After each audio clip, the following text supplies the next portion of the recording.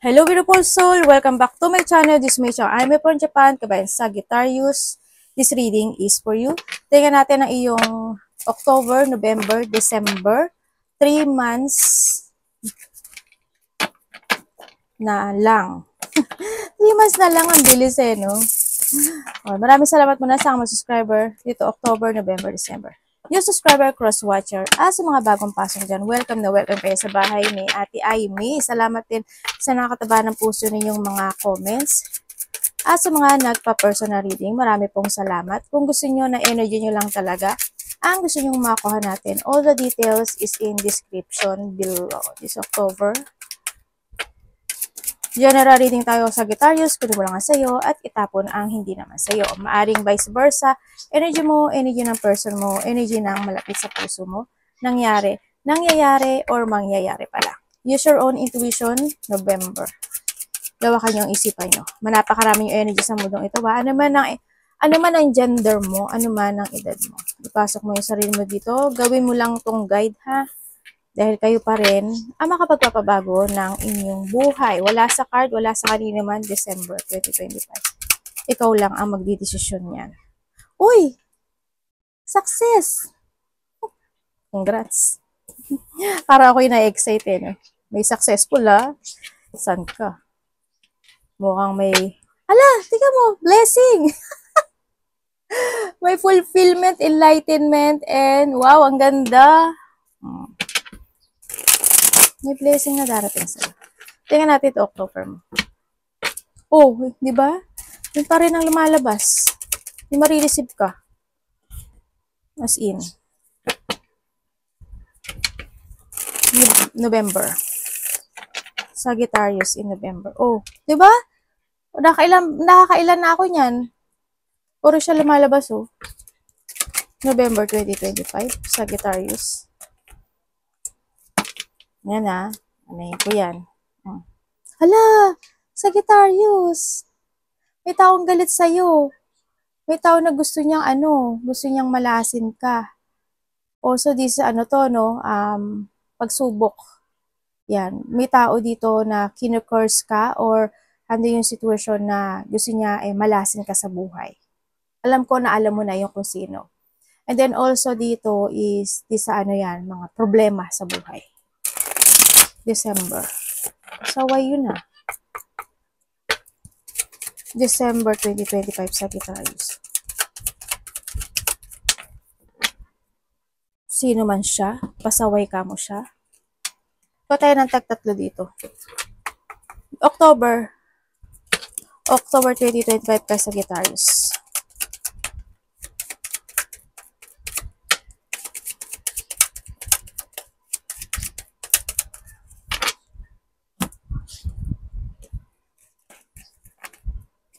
November po.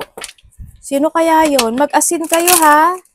Lagi ko naman sinasabi sa inyo yun Sana natatandaan nyo palagi yung sinasabi natin. Sinasabi ko pala. November 2025, Sagittarius. You show me. Sagittarius, November 2025.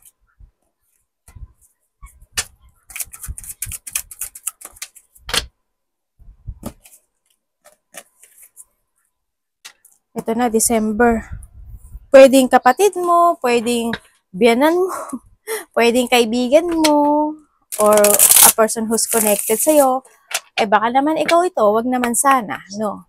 December 2025 kay Sagittarius. 3 months na lang, tapos na ang taon. Napakabilis ng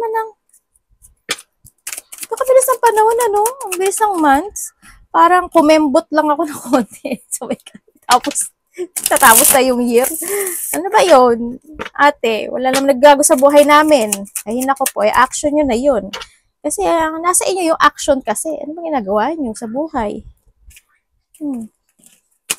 Diba? Nasa sa inyo yun. Tingnan natin ang iyong October. Siyempre, magbabasa pa rin ako ng October sa inyo, ha? October. Bigyan nyo naman po ng swerte. Okay. Dito sa sitwasyon mo is... Yes, may mga kasiyahan na magaganap when it comes by October. Mga kasiyahan, papuri also is also the money. No, money is coming by October.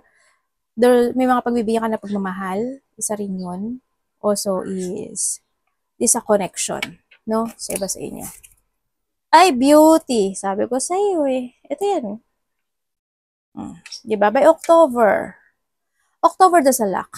Yan, there's a luck, there's a growth, may achievement, may ma-achieve ka raw. Pwedeng any situation kasi may money coming din sa'yo. Pwedeng may magbabayad ng utang sa'yo, may darating na pera sa'yo, o may tutulong sa'yo. Any situation, there's a luck. There's a positivity happen into your life. Kasi andito si Crown, ganyan. Ibig sabihin, magkakaroon ng may pagbabagong magaganap o mangyari sa buhay mo. No? Andito ka sa sitwasyon mo na meron kang pwedeng may babalikan ka, or may i-reveal ka, or may i-structure ka na bagay, isang sitwasyon sa buhay mo. Pwedeng ganon. But dito is extension ito. Pero ano siya, maganda siya. Kasi may mga bulaklak siya, crown. No? Also, is this a positivity? Kung titignan ko to, dalawang to, this is a positivity happen into your life. Abundance is coming. Growth is coming. Also, sabi ko kanina, di ba, may mga there's a love. Maaring may tao na tutulungan mo or may taong tutulong sa'yo. May pagtulong. Tingnan natin profession. Sa iba sa inyo talaga andito ka sa sitwasyon mo. Kung there's a profession, ako na nakikita sa'yo, kasi andito tong kasiyahan, andito to si beauty, maaring marami na kayong idea na gagawin. Kanya may mga i-expertise ka. So, may mga pa-practicein kayo o may mga babalikan kayo. Or there's a talent. Ganyan. May mga, magpo-focus ka more to your, to grow something into your life, to achieve something into your life. Yan Baka iba sa inyo, related kayo sa, sa business, something food. Yan. Food related. Iba sa inyo. Ibig sabihin is, magkakaroon ka ng achievement doon. Or nandun na yung sitwasyon na may luck na mangyari sa part na yon. Pwedeng sa trabaho mo or sa sitwasyon, sa profession mo, no? Sa iba sa inyo. Ang galing 3, 4, 5. Ang galing. Sunod-sunodin natin to. Makakatawa naman tong card mo. Teka lang, hindi ko makita yung picture Okay. Also by October, ang nakikita ko sa'yo, nga. Ibig sabihin, ay may mga tao na makipag-collaborate, dealing sa'yo, sa nakita ko dito. Pero iba, ibig sabihin ay, halimbawa, may magbabayad sa'yo. Halimbawa lang Pero, pwedeng ma-delay yon. Ganyan. O kaya, may mga sitwasyon na, wag naman sana, no? May mga sitwasyon na pwede magkakaroon ka pa rin ng problem when it comes. May mga alalahanin ka dito Money. Kasi, these are more money to. O, diba, puro money. Parang ang nasa utak mo, money, So, may ganun no? Yun. Yun na nakikita ko sa'yo. May mga situation na you still holding at maaring iyon na kinakailangan gawin mo, actionan mo this time to success. So, nakikita ko dito. Yan. May mga pag-uusap related to money, trabaho, yan. Pera. May mga collaboration, dealing, ganyan. May tao dito na kung may mga taong may sakit, maaring 2, 3 na may taong may sakit sa family mo o sa'yo. O may mga mararamdaman. Ingatan nyo na lang, no? So, iba sa inyo, andun pa rin yung sitwasyon na may pag-iisipan talaga kayo sa pera. There's a hardship situation. Parang may mga hardship situation ka na nadidesisyonan this time, by October. Natatawa ako sa iyo desisyonan mo na. Maaring about related siya sa trabaho mo, profession, career, pwedeng ganun. No? November, Sagittarius. Pera. Alam, ito na naman. Parang nire-remind ka. Fame. Di ba? Pag-uusapan ka. O, di ba tingnan mo to, beauty, fame, 43. Ibig sabihin, there's a growth. Pero kasi dito si Torotot, ibig sabihin, mukhang gigisingin ka niya, no, in a situation, hello, anong ginagawa mo? Parang gano'n. Parang ano yung situation na, gusto mo ba ng pagbabago sa buhay mo? And this is the time, sabi niya gano'n, this is the time na kailangan mo ng kumonek sa pagbabago na yon. Ganyan. May mga situation na pag-uusapan ka, may mga sitwasyon na pwedeng maging sikat ka, no, dito. May mga achievement situation, may mga sitwasyon na magkakaroon ng pagbabago in some aspect of your life. O, di ba? Andito si family, the beginning. Ibig sabihin is, kung dito is, andito na yung sitwasyon mo na may babalikan ka, oh. May iba dito may babalikan or may ilelet ko. Sa iba naman sa inyo is happiness to. Ibig sabihin, by November is may mga happiness, wish come true coming.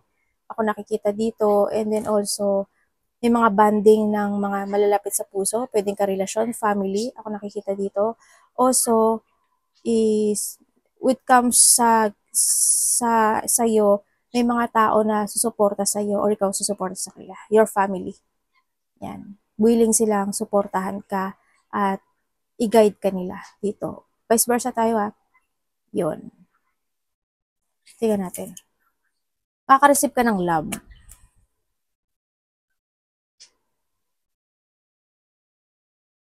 Oh, kasi na andito siya. Andito siya. Ibig sabihin, by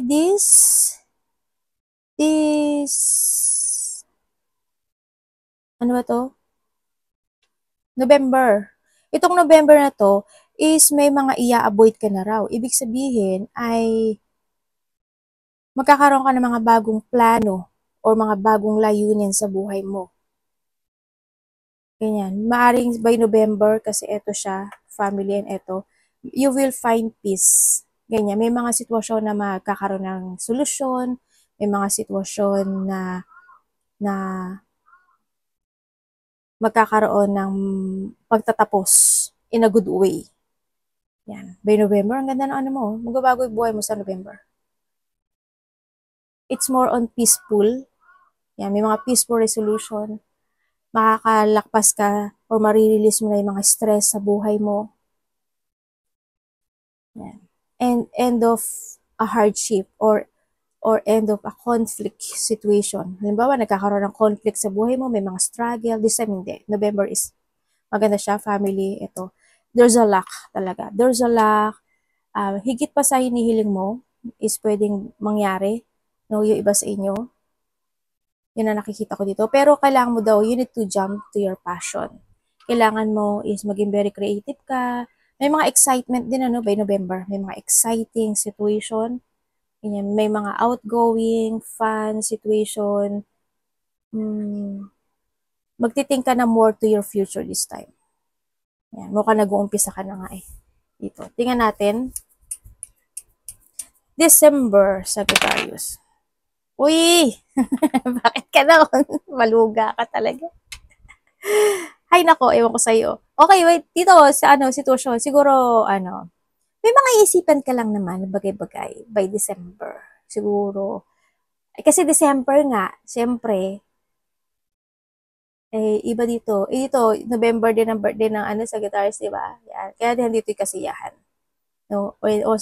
Also, by December, nandun din yung birthday ng mga Sagittarius, di ba? Ibig sabihin, medyo may konti lang naman. Either a mood, magiging moody ka, o kaya naman, tingnan nga natin kung dito. Magiging moody ka, ayong, ba't ka na pare-pareho? Tama nga. Maluga ka talaga sa Sagittarius. May mga emotions. Yung feeling emotions, magiging moody ang iba.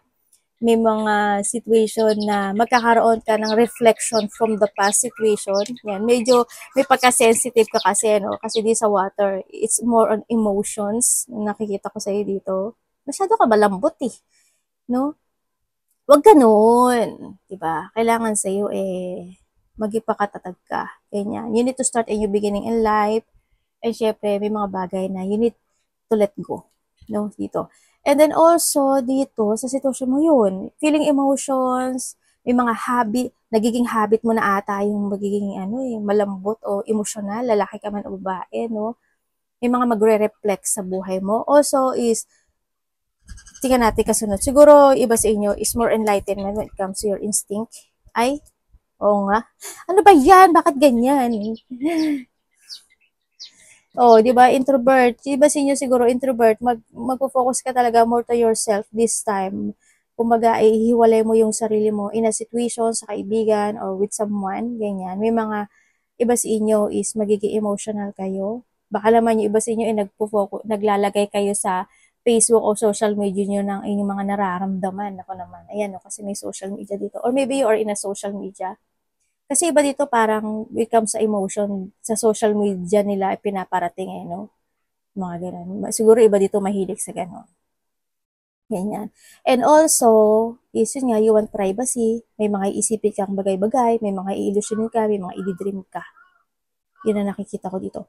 Sa iba sa inyo is separation. Maraming klase ang separation. Pwedeng ikaw iaalis mo yung sarili mo or isa-separate mo muna yung sarili mo sa mga kaibigan mo o kaya naman separation with a relationship. Kung ano man yung separation na yan, ano? So, nakikita ko dito. Ay, oo nga, more on ano ka, self dito. Yan. Sa December is more on thinking about yourself. Aalis o lalaya o bibitaw ka muna sa isang bagay o sa isang sitwasyon mo. No, dito. And maaring iniisip mo siya or nag-i-illusion ka na bumitew o lumayo o umalis sa isang sitwasyon into your life.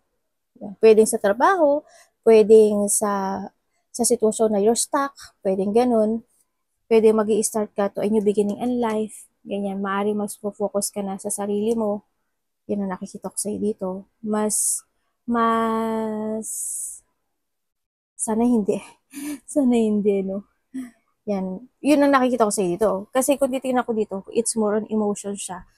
Also, sabi ko feeling emotion, di ba? Ibig sabihin dito, kasi medyo magulo yung pera mo, no? And this is the time na kailangan mo ito, sarili mo naman ang isipin mo. Yan, baka sa kaperahan, yung sarili mo naman ang isipin mo. And also dito, sana hindi mangyari, may mga makakasagbutan ka. May mga tao na makakasama mo, pwedeng sa trabaho or someone who connected you na pwedeng magtalo kayo, may hindi pagkakaisa, may paghihiwalay nga eh. May mga puot, galit, hindi pagkakasundo, conflict. Yan, may mga taong makasarili or sakim dito. And then also, because of the emotions na nakikita ko sa'yo dito, Sagittarius, sana hindi mangyari talaga. Kakatok na ako. Kakatok na ako. No? And then nakikita ko dito is, iba dito there's a self-limiting. O magkakaroon ng self-limiting. Sana walang maging delay. Meron ako nakikita na magpapa-hospital, doctor hospital, or confine. Taong malapit sa'yo. O pwedeng magpapa-check up. Arigato naman, psychiatrist.